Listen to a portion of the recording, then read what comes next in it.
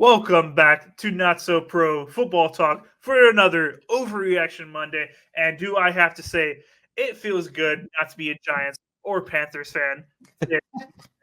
I don't know what you're doing waking up as a Panthers or Giants fan this Monday. You must feel like the world is burning. There's no hope. Where does my team go from here? It's tough out there. But we won't disparage you guys too much. We're going to move on into other overreactions. Me and Vince are feeling great this Monday, obviously, because our respective teams won, Packers and Seahawks. But we're going to get into these overreactions. You ready, Vince? I'm ready, man. All right, first one. Deshaun Watson. No, he didn't have another terrible game or whatever. He is out for the entire season, guys. Achilles went pop right off of his leg. We saw it as soon as it happened. Basically, we knew almost immediately what happened. He is going to be out for the remainder of the season. They're gonna run tests obviously after the fact, and they'll confirm it most likely tomorrow or the next day. But he is going to be out for the season with an Achilles injury. Most likely won't come back until hopefully week 1 next year, but maybe a couple weeks after that. It's going to be tough for Deshaun Watson coming back. But my main thing is this was like the last year before the salary cap hell came at you guys. This is the last year where he's currently, as far as his cap hit, was 27, 28 mil. And then after this year, it jumps into the $73 million of cap. Now, obviously, if you know anything about salary cap gymnastics, it's not going to stay that way. They're going to have to push that cap out just to be able to actually form a roster for the Browns next year. But yeah, 72, 73 million is his cap hit in the next 2 years. It will get pushed out. But this was the year like, hey, we were supposed to be either like close to a Super Bowl or at a Super Bowl with Deshaun Watson. That was like the whole plan for the Browns when they traded for him and signed him to this massive contract. And look at where they are. Terrible first half of the season. And now he's out. You don't have Joe Flacco because you said, I don't want a backup that there's going to constantly be every single week QB conversation about, hey, should we put Flacco in? So you didn't resign that guy. You didn't even attempt to resign him. You said, hey, go elsewhere. I don't know. You really don't have a good backup plan after Deshaun Watson, unfortunately. What are your thoughts on all this? I don't know, man. I heard something earlier, pretty much right after it happened. Like, of course, we saw the horrible, the sight of the fans there in Cleveland. Some of them were pretty nasty to Deshaun Watson. I would say it's just karma. He had all those allegations, everything like that, but I don't really want to talk about that. But yeah, the Browns are kind of screwed. I was trying to look right now because I know I heard something that there's a possibility, like with his injury, something in the contract. Of course, we don't know the full details of the contract, right? But we could search it up and possibly find something. But I know that they were saying that with his injury, there was a clause in his contract somehow that they could push the cap or like delineate how the cap was going to be hit because of his injury. I don't know, some stuff in the contract. So we'll have to look it up later. But I think this is the best scenario for the Browns going forward. Of course, he's going to be out the entire rest of the season. Jameis Winston is 100% going to be the quarterback one there now. I don't doubt that. But there's already talks about, are we going to go after a free agent quarterback? Or are we going to try to save the season because Chubb is back and now we're back and we're rolling? This team is bad. Yeah. I mean, they have injuries galore as well. The defense plays well sometimes, but in my opinion, the Browns were just ruined once they signed Deshaun Watson. It was a historic contract, of course, but it was a historically bad contract in my opinion. And it's been showing the past 2.5 years. I think Deshaun Watson has been there with the Browns. So I don't know. Yeah, I really can't remember in recent history that I can think of a team that was like bottom of the league that had such a large quarterback contract as well. Like usually when you're the bottom of the league, you ain't got a quarterback. You're rotating guys, trying to find the quarterback of the future. That's how those rosters usually look like. But this is the first time I think in recent memory, that I can think of a team that's the bottom of the league, horrible, and has a top value dollar value quarterback. So I think that's wild and crazy to think about. But Vincent, my biggest thing is I think this is all the head coach's fault. That Deshaun Watson got hurt, because at the end of the day, Deshaun Watson shouldn't have been starting. He should have been on the bench. If the head coach would have benched Deshaun Watson like he should have, Deshaun Watson never would have got hurt. This is all Kevin Stefanski's fault. Is it though? This is all his fault. He should have sat him. Is it not the owner's fault and the GM's fault and the coach's fault, of course? Because I think this order came from the top, and they're paying this guy too much. There's no way they're going to bench him. Should have sat him. I don't think so. I think blame everybody who's the fault if he's him not sitting. He should have been benched. He should be healthy right now, Vince. I don't think so. Oh my God. Karma eventually catches up. That's all I say. But I'm not mad that Deshaun Watson's not playing anymore. I mean, sucks the way he went out for sure, but yeah, of course. I'm not mad at it. I mean, the less I see of that guy playing football, the better the Browns are, in my opinion. Yeah. Now we get some cool Jameis Winston clips. I cannot wait. It's gonna be so fun. I can't wait. I loved his locker room presence before the season. I mean, so can't wait for him to be the starter. He's gonna be making some great content for us. Cannot wait. All right. Let's move away from Deshaun Watson. We'll see him next year, and we'll have this whole talk about quarterback and the Browns again next year. But for now, we get to silence Deshaun talk for a little bit, which is going to be nice. Let's move on to probably one of the games of the week. Lions and Vikings. This was a tight nail-biter game with the Lions winning 31-29 over the Vikings.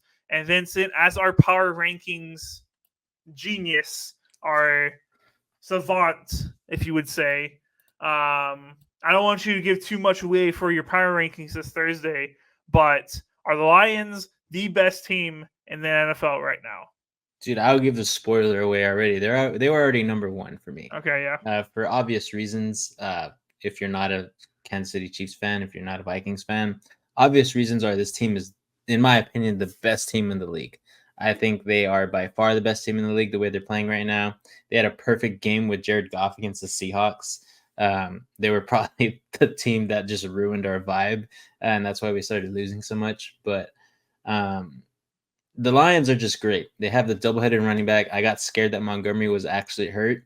I thought it was going to ruin that running back duo. But Gibbs played great. Montgomery came back, played great. Monroe St. Brown played great.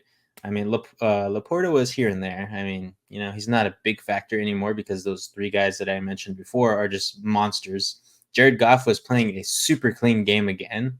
I believe in the first quarter he was 8 for 8. So he was already starting off perfect again. But of course, you can't do that against the best defense in the league, quote unquote, as a fantasy purposes against the Vikings. But in my opinion, I'm going to put the Lions at number one. So that's my spoiler from my power rankings. I think they're the best team in the league. I think if they played Kansas City Chiefs next week, even without Aiden Hutchinson, I think they would win.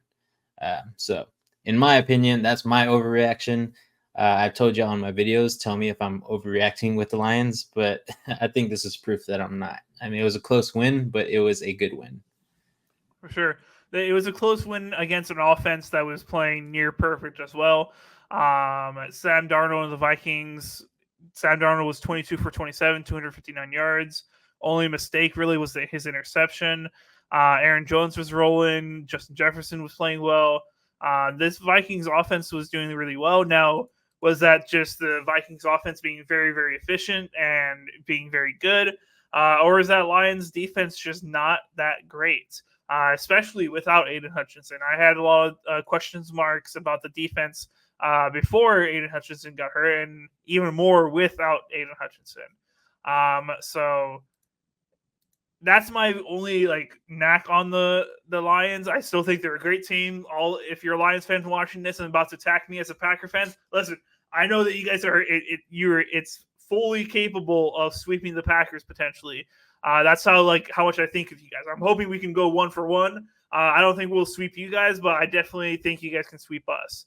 But I think y'all's offense incredible. Jared Goff went for 22 for 25, 280 yards, 2 touchdowns. Jahmyr Gibbs had an incredible game, 15 carries, 116 yards, and 2 touchdowns to go with it. This is a really, really, really good offense, very efficient. Not a lot of downs that aren't going well for them. I think there's just like a few. I mean, yeah, the team stats for them. Their defense is horrendous. I'll say that. Yes. But their third down efficiency, 4 for 10. So that's maybe the only knack I'll have on them is they're not they weren't efficient on this game as far as third down. But this team is very, very good. They have a lot going for them. I don't really know a way that you can stop them because you have to constantly be like wary as a defense of the trick play. So you can't oversell all the time. So because you're always worried about getting beat by an offensive lineman running down or the lateral pass that they end up doing. This is a tough team to beat. I think they're going to do really, really great things moving on in the season. My only thing is the defense. I think they definitely need to do something as far as replacing Eddie Hutchinson. There's been Max Crosby thrown around a whole lot that they will go out and trade for him now that the Raiders kind of called it quits on the season most likely. But I definitely think they need to go out and get another pass rusher. Now, you said that you think that they can beat the Chiefs. I don't think that they can beat the Chiefs. The Chiefs, I think, are a better team currently. Do I think it'll be very, very close? Of course, because that's just the way the Chiefs play. But the Chiefs, they find ways to win games. They adapt. They move around. They find out how they're going to beat a team. I can't tell you exactly how they're going to beat them because they do it differently, in my opinion, every single game as far as offensively. But I think their defense can definitely make the Lions throw fits and slow them down. I think that's their defense is that well coached on the Chiefs. So that's my only disagreement with you, Vincent. Yeah, obviously the Chiefs have the better defense of the two. And I think that's what will be the ending factor if these two teams get to the Super Bowl. At that time, they're both going to be well-oiled engines, I believe. The Lions' offense, if there's no other injuries that happen currently, I think they'll still play the same, if not better. They've been playing like that since week 1, in my opinion. So it's just been great to watch this offense. The defense is there's a lot of room for improvement. Even when Hutchinson was there, they still weren't a quality defense. It was just Hutchinson going crazy amount of sacks every other game or so. But I do think that the Kansas City Chiefs deserve some praise. Spagnuolo and that defense are just phenomenal. They adjust, like you said, to every single team they play. They win the game before the game starts because Spagnuolo's defensive mindset and the way that he's attacking each team individually is why they win games, because they stop the offense from scoring. But in my opinion, they have not played any team this year that has this type of offense in the Lions. So that's why I'm giving the edge to the Lions. I have not seen anybody this year even get close to stopping them. And the Vikings were, quote unquote, the better defense of the NFL sure. when you put side by side the Chiefs. But I'll explain that again in my video. Going more in depth, I'll get stats and everything like that. So make sure you guys tune in for my video. It should be coming out Thursday. All right. Yeah, definitely both those teams are very, very good. The Vikings should not feel bad that they lost this game. Like, don't beat yourself up. You're still a good team. I hate saying that. But yeah, both of these teams are going to probably, unless the Packers can steal a game or two from them, it's really going to go 1, 2, and 3, potentially in the NFC and also in our division. That's how good these teams are. We'll see how it shakes up, but this NFC North, man, we got some juggernauts. It's gonna be tough. I think if you guys lose like maybe 2 or 3 more games this year, I think it's going to be tough for y'all to make playoffs, to be honest. It just can't be 2 to 3 games against our division. Yeah, that's where I think majority of them are coming. I've looked at y'all's schedule; it's tough. It's tough. But your But entire division, all our entire division's it's tough schedule is tough. I've looked at the Niners' schedule. Theirs is tough as well. I think there's a lot of tough schedules out there. for sure. It's just the NFC. The NFC North is, or just NFC in general is really good. I really couldn't care what's going on in the AFC. Yeah, too much. It's whack. Yeah. All right, let's move on from these Lions and Vikings. All this praise that we're giving them, I'm sick of it. All right, Vincent, I'm sick of it. Let's move on and talk about my Green Bay Packers. And now, Vincent, I'll let you talk about them as a non-biased one, and then I'll go off. But the Packers just beat the Houston Texans at home, played very, very well as far as defensively, made some mistakes on offense. But my question for you, was this just a bad day for the Texans offense, or is the pack back? Well, in my opinion, I don't really have the Texans all that highly graded. Their offense and defense is not the best. They're like middle of the pack on both for me. In the entire NFL, when I do my power rankings based off defensive and offensive criteria that I have, the Texans are like middle of the pack for me. The only reason they're so highly ranked is because they're freaking 5-1. You can't argue a 5-1 team being ranked 15 or 16, because then everybody will say you're, lack of a better word, you're an idiot. So, in my opinion, I don't think the Texans are that great. They haven't really showed me anything that showed them that they're great. This win here, if they would have beat the Packers like they were majority of the game, it would have been a high quality win for them. They would have moved up for me. But the Packers played well. I still think there's a lot of stuff you guys can clean up for sure. Every team in the NFL has everything they can clean up. But there's still some mistakes that Jordan Love is making that I wish he wouldn't be making. So that's my biggest knack here. Y'all's defense is playing great. Takeaways, turnovers are great for y'all's defense every single game. I love it. Tackling is phenomenal. You guys are getting pressure on the quarterbacks that you're playing against. As we saw, CJ Stroud was just frustrated, couldn't get anything going in the pass game. The run game was great. You told me that before this video started for us. But I mean, this was just a good win for the Packers. It wasn't a phenomenal win in my opinion. It was a heavily weighted win team. They're 5-1. Beating any 5-1 team is great. But in my opinion, I still believe you guys are third in y'all's division. I think you guys are still a top 5 team in the NFC conference, though. So as long as y'all's defense keeps playing the way it is, as long as you guys can stay away from injuries, gonna knock on wood for you. As long as you guys can stay away from injuries on the defense, I think Jordan Love and company on the offensive side will get you there. I still think you guys need a star wide receiver. Reed was super quiet today. That was my only knack on the offense besides Jordan Love. But I mean, everything else looks pretty well oiled. I like the way you guys are playing. It's going to be scary when we get into the winter months because you guys play on all cylinders in those months. We love those months. We don't lose in December. We don't lose. But yeah, so I'm going to start off first with the offense. Offense, a lot of still clean up. Couldn't really get the running game started at all for Josh Jacobs. He did end up getting a receiving touchdown, which is his first in his career, which was really awesome.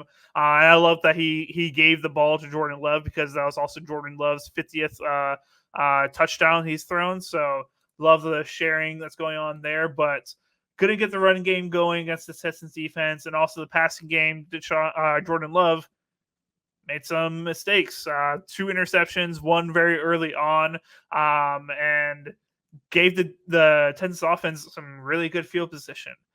Both just him trying to fit the ball in a window that he can sometimes make, but then you have the other times that he doesn't make, and you end up with an interception. So we're still trying to figure out, is this just who Jordan Love is, or is he just in a rut a little bit right now with making some bad decisions?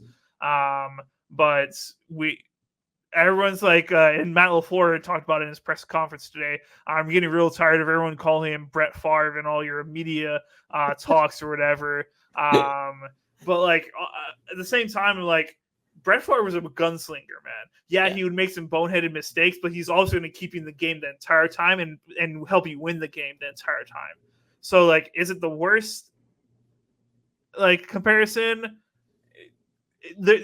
Yes and no, because you're putting his worst stats in there for Jordan Love, but yeah, I would really love him to clean up the interceptions. I think he has now 6 or 8 on the year. I forget it's that off the top of my head. But I'm just not used to it after like my whole like Packer career watching Aaron Rodgers. So definitely Jordan Love needs to play smarter there. Now let's move to defensively. The best side of the ball today. Definitely the defense is the reason we won this game today.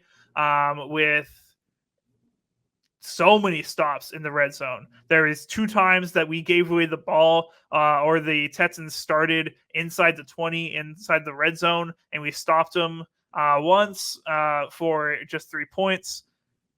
They got put in some really bad situations, and they were able to only allow the Texans score 22 points, holding them to 197 yards, only 55 passing yards. 55. Now, the Texans did run the ball against us very, very efficiently with 142 rushing yards. Joe Mixon had 2 touchdowns. So definitely it's just part of the Packers defense just forever that we just cannot stop the run. So hopefully that's not going to be something that will ruin us in the future. But this Packers defense has been incredible. We still, even with this week, we didn't have any takeaways, no interceptions, no fumble recoveries. We had 0. We still leading the NFL with 17 turnovers on the year. So still very opportunistic team with this Packers defense, which I'm loving. But I think it's just more that the teams are being careful not to throw the deep ball against us and throw those risky plays because they know we're going to be able to jump on those and take the ball away. So I think the offenses are just being smarter of, hey, this Packers backfield is just different this year. So For sure. I do think the Pack is back. I do think we are a top team. Will we be able to win our division? I think that's a tough ask. I think a lot of things not only have to go for us, but have to go against our enemies, our divisional rivals.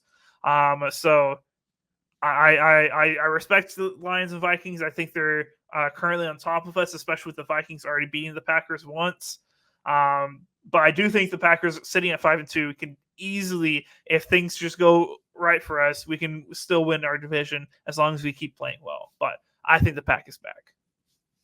For sure, for sure. My last comment is I saw a picture on Twitter since you spoke about the Brett Favre comparison to Jordan Love.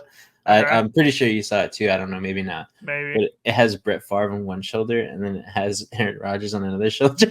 And Aaron Rodgers has a halo around him. He's like, throw the easy pass. It's like a little bubble. And then it goes to Brett Favre, and he has the devil. He has the devil horns, and it's like, go for it all. Go for it all, man. It works out sometimes. Yeah. And that's why he has that confidence, which I love that he has that confidence that he can make any throw on the field, but also he needs to be just smart sometimes. Yeah. Like that one, I think it was 2 weeks ago now, where he heated up. I think it was to Jaden Reed, if I remember correctly, and there's like 3 defenders, and somehow Jaden Reed came down with it. Yeah. It's like, oh, Jordan Love is amazing. That was an incredible throw, but also like, hey, there's 3 defenders there. Somebody you toss that off your back leg, and honestly, we just got lucky that the defenders played that terribly. So it's like, okay, we love it, but also he says like, I'll never make that decision again because that was a bad decision. So he's still learning. He's still young. You got to remember that, guys. Like he this is only like a year and so much, and so many games into his NFL career. It's basically, even though this is his 5th year in the league, he's only in his 2nd year starting. So he's still learning, making adjustments. Hopefully he can take down the interceptions after time and not be a Josh Allen who just constantly throws those guys. But I love this team. We'll see how it takes us from there. You got anything else? Nah, man. I do think the Pack is back, though. I don't really think you guys ever left, pretty much. But not really. But yeah, it's definitely back in its prime form for defensive standpoints. I love that. I love that. I've been talking about us being a top 5 defense for like the past 4 years. It's finally here. It's finally here, man. I prophesied it. I said it's coming, and it's here. Yeah. No, you guys are definitely good though, for sure. Yeah. All right, let's move on to our last topic of the day. And I'm so glad AJ's not here to defend his team because we are talking about the 49ers. And our question here is, did the 49ers fall from grace? Or have they finally fallen from the top of the NFC North, or NFC, sorry, and come down to reality with the rest of the teams? Can they have a winning record again? I want really, Vince. I want to hear your side of your opinion. We heard AJ's on Niner Talk with post game reaction. We know how he feels about this team. Brandon Ayuk just tore his ACL, but Vincent, you are a Seahawks fan, so you know this team better than I do. Tell me what your thoughts are about the 49ers. I know the power rankings haven't been well for them recently, but what are your thoughts about these 49ers team? They've been all right for them, I would say.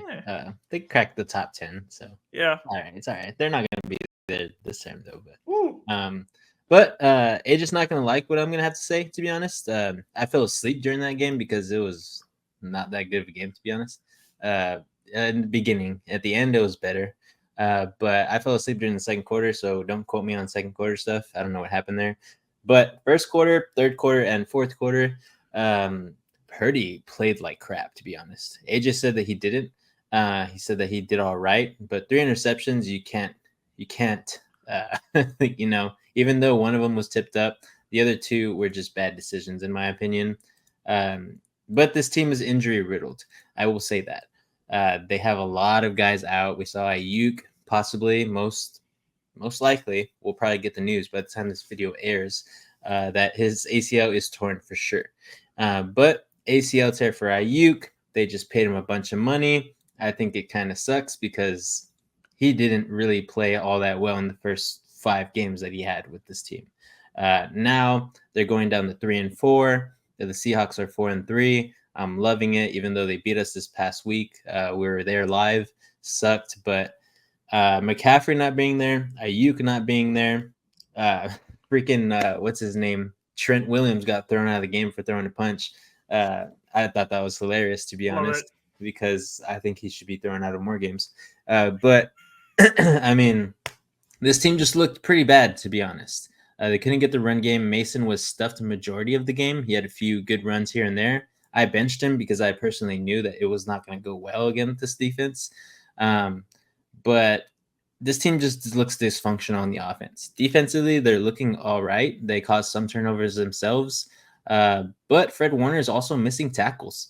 I mean, he couldn't even catch Mahomes on one play when he had a good angle at him. Mahomes got away from him. Mahomes trucked Mustafa or whatever his name is, their rookie. Yeah.